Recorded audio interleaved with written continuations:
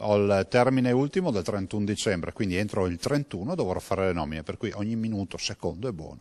E così la febbre sale. Trattandosi di aspiranti manager della sanità pubblica, dovrebbero peraltro sapere come gestire le alte temperature, i 277 veneti in corsa per un posto da direttore generale delle ASL, anche se i requisiti per la partecipazione al bando in realtà non erano strettamente medici, bastavano infatti un diploma di laurea e un'esperienza dirigenziale almeno quinquennale, tant'è vero che in Lizza c'è di tutto. Ad ogni modo il decreto del governatore Luca Zaia è atteso appunto per le prossime ore, ma il Toto Nomine impazza ormai da giorni.